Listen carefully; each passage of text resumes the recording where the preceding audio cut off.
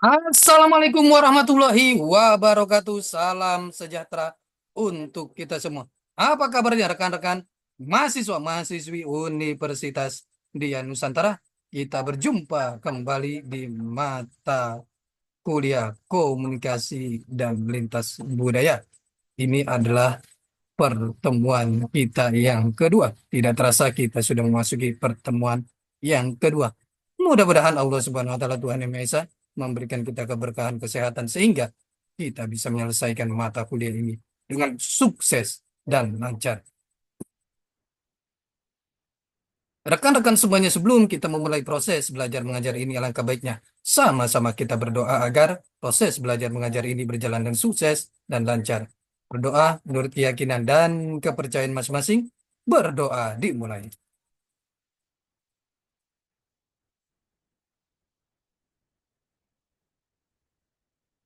Selesai. Rekan-rekan semuanya, di pertemuan yang kedua ini kita akan membahas materi yang sangat menarik sekali. Mohon izin saya share materinya. Di pertemuan kedua kita akan membahas materi mengenai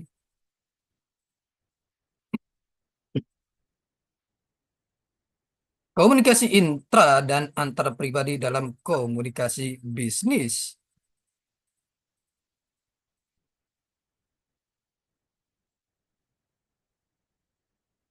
Kita lihat di sini komunikasi, pengertiannya,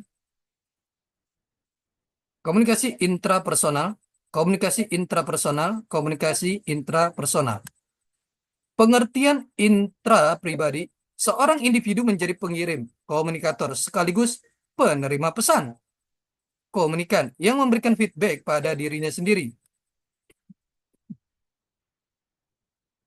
Pengertian intra pribadi, dari kanak-kanak hingga tua, hasil dari penginderaan, pemikiran, dan evaluasi dalam diri sendiri. Hanya komunikator yang terlibat, tidak membutuhkan media, komunikasi tidak melampaui alam pikiran komunikator, sifatnya tidak terlihat. Proses komunikasi intrapersonal, sensasi, asosiasi, persepsi, memori, berpikir.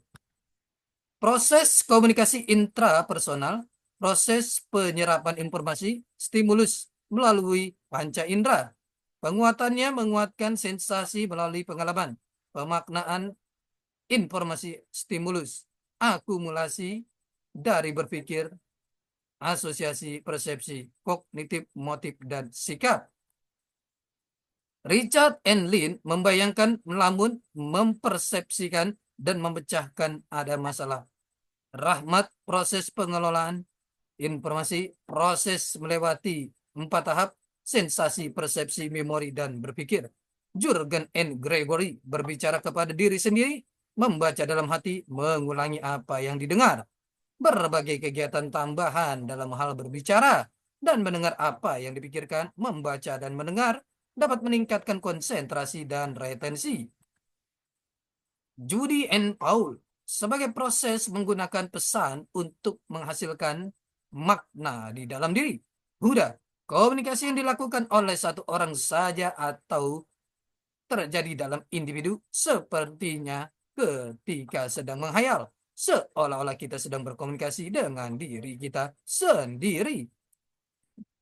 Josh Herbert Mead, the self, dimensi internal, dimensi sosial, private and public self. Jenis self, the physical self, tubuh beserta fungsi-fungsi internal dan penampilan yang menyertainya. The emotional self, beberapa orang cenderung untuk memberikan tanggapan atau bersikap secara emosional dibandingkan secara rasional. 3. The intellectual self, terkait dengan proses mental dalam pengambilan keputusan atau analisis atau berpikir logis. The moral self, terdiri dari nilai-nilai atau prinsip dan kepercayaan etis yang dimiliki. Konsep diri self, konsep diri adalah gambaran mental yang dikomunikasikan kepada orang lain dalam situasi tertentu. Konsep diri dibentuk melalui looking glass self atau cermin diri dan perbandingan sosial atau social comparison. Konsep diri terdiri atas dua komponen yaitu citra diri atau self-image dan harga diri atau self-esteem yang memiliki pengaruh besar terhadap pola komunikasi interpribadi.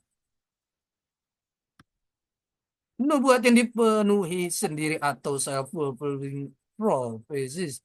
Apabila orang berperilaku sesuai dengan persepsi orang lain terhadap dirinya. Rahmat 2009.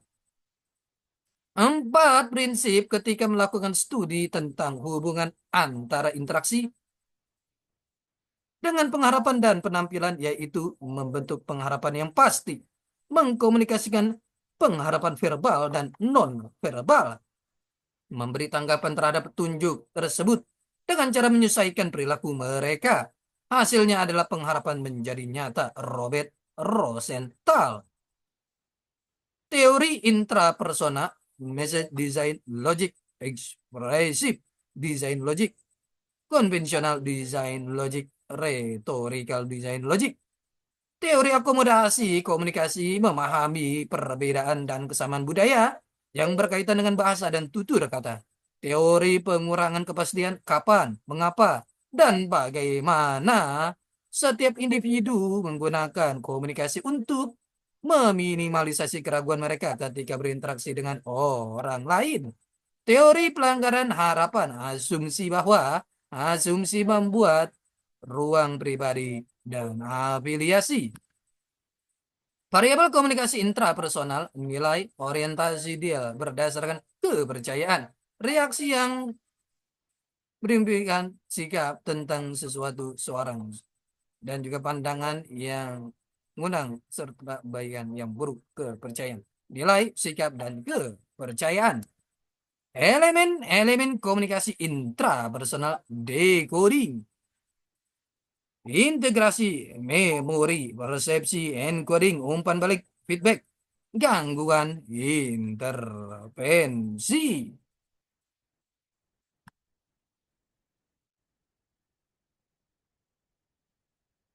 Ini dia proses komunikasi. Ada komunikator, pesan, ada encoding, saluran komunikan, ada gangguan-gangguan, decoding, dan ada umpan balik. Ini adalah proses dari komunikasi di antara dua orang. Komunikasi intra-pribadi adalah komunikasi yang dilakukan kepada diri sendiri, di mana diri sendiri tak hanya berperan sebagai komunikator, namun juga sebagai komunikan. Sedangkan komunikasi antar pribadi adalah bentuk komunikasi yang dilakukan oleh dua orang atau lebih dengan menggunakan bahasa yang mudah dipahami kedua belah pihak untuk mencapai tujuan tertentu.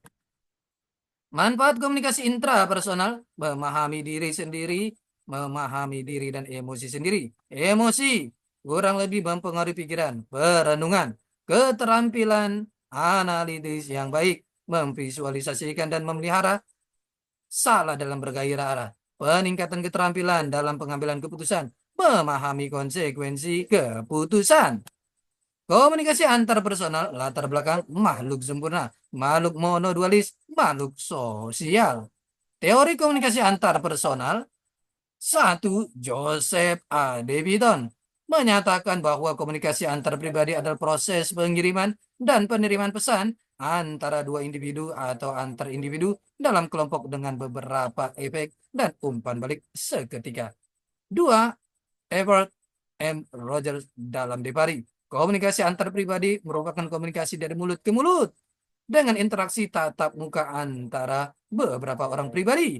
3. Dan Barnulus mengemukakan bahwa komunikasi antar pribadi dihubungkan dengan pertemuan antara dua individu, tiga individu, ataupun lebih yang terjadi secara spontan dan tidak berstruktur.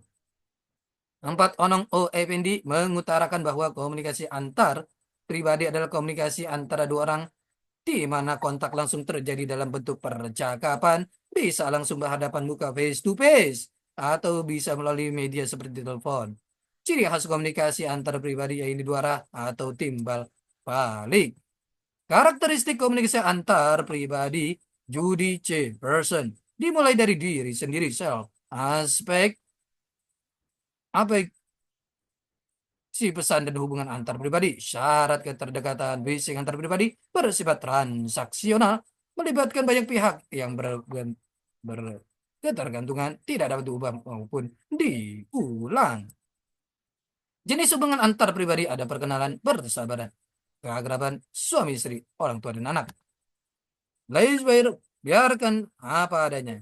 Jenis hubungan antar pribadi dibiarkan sendiri dan diawasi, protektif, mengikuti komunikasi satu arah, kepatuhan, pluralistik, komunikasi keterbukaan, konsensual, komunikasi yang memberikan kebebasan karena mempercayai sudah paham, persaudaraan, komunikasi yang penuh keterdekatan, keharmonisan. Sifat komunikasi antar personal ada verbal, tertulis, oral, media, nonverbal, bahasa tubuh, intonasi, gaya bicara. Manfaat komunikasi antar pribadi untuk membantu orang lain dalam memberikan nasihat dan saran seperti pada pekerjaan psikiater, psikolog, dan ahli terapi. Dua, menjadikan seseorang lebih mengenal diri sendiri dan terbuka pada orang lain, serta mengetahui cara menanggapi dan memprediksi sikap dan tindakan orang lain pada kita. Membuat diri sendiri menjadi lebih mengetahui dan mengenal lingkungan, kejadian sekitar juga orang lain.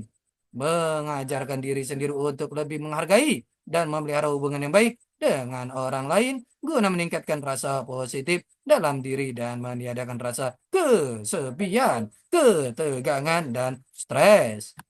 Tujuan komunikasi antar pribadi menyampaikan informasi. Tujuan utama berkomunikasi ialah menyampaikan informasi, lalu di dalam komunikasi antar pribadi ditekankan kembali mengenai penyampaian informasi yang memiliki sifat intim dan mendekati komunikasi yang efektif. Menumbuhkan simpati dalam berbagi informasi, ada kalian terselip beberapa pesan yang merupakan pengalaman pribadi, baik dalam bentuknya pengalaman menyenangkan atau menyedihkan. Dari sana timbul rasa simpati yang dirasakan oleh kedua belah pihak.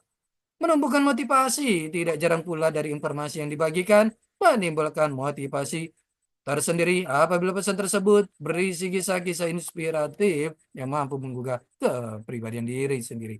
Rekan-rekan semuanya, ini adalah pertemuan kita yang kedua. Kita akan berjumpa di pertemuan-pertemuan selanjutnya. Tetap semangat belajar untuk mencapai kesuksesan. Salam sehat selalu. Assalamualaikum warahmatullahi wabarakatuh.